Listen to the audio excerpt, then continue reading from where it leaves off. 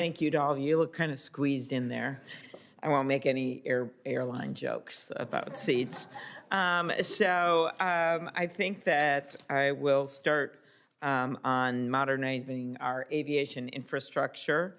Senator Moran and Capito and I just got a bill through this committee to focus on improvements to prevent future outages like we saw at the FAA, to bring stakeholders to the table. Mr. Welch, what are some of the biggest challenges in strengthening the resiliency and reliability of the air traffic system? What do you think we need to do? Thank you, Senator. So I will say that your question, while mostly is beyond my area of expertise in the environment, but I think that I will answer then from an environmental aspect, but then happy to take any follow-up back. But certainly when we look at resilience in terms of climate change and severe weather, we're working actively with airports on addressing what those challenges are and how we can improve, whether that's the runway design, potential for flooding and other impacts. So those are the types of things that we're very focused on in the area that I work on. Thank you. In terms of making upgrades to the system? That's right, and providing but you're aware that there's other resiliency. issues that have to be upgraded Yes, as well? yes, I am, Senator. Okay, all right. I just want to, every time we're going to have a witness from the FAA, I'm going to bring this up. Understood. And of course, a lot of it is on us on getting the funding and making sure this actually happens.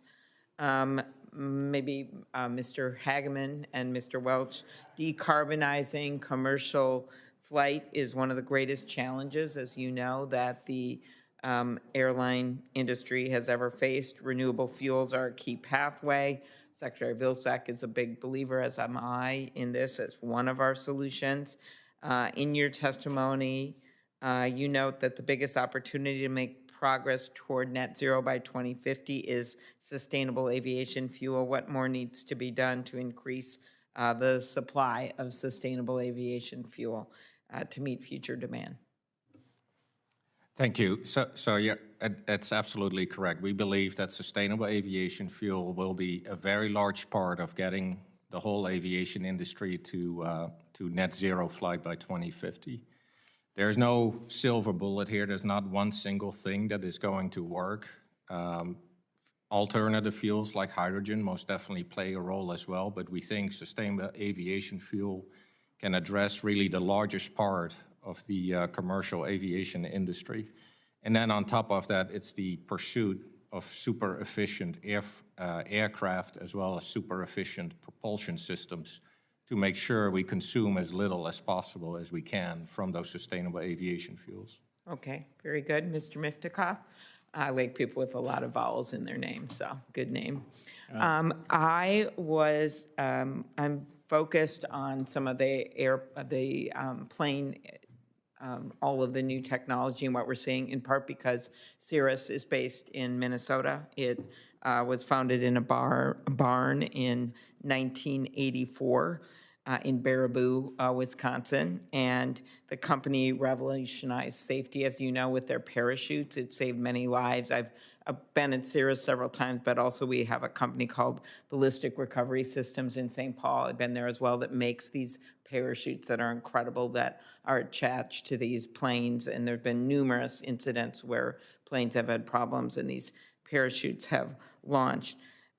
In your testimony, you describe how difficult it is to get FAA certification at times for new technologies. Obviously, these were certified. I still remember when all this was going on. But could you talk about what you think can be done to improve the certification process? Absolutely. Thank you, Senator. So the first thing that we need, I think, is the real focus on the new technologies, on the zero-emission technologies. I talked about potential opportunity to set up specific zero-emission technology centers, perhaps with the FAA in collaboration with some other departments. Department of Energy, of course, has done a lot of work on the zero-emission technologies. Department of Transport itself done a lot of work in the electric vehicle space that can be referenced here. And we need that cross-departmental collaboration. And then, of course, the resourcing echoing some of the comments here, we need to establish the right resourcing plan for the FAA in those zero-emission technologies, perhaps with some secondments from the industry.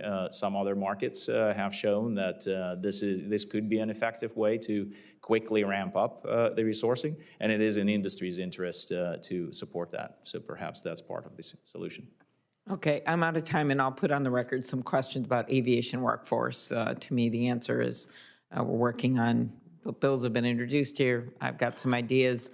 We don't have enough workforce, and if we're going to do the next great Cirrus and the next great personal parachutes and save lives, we got to have that workforce as well as flying people around the country.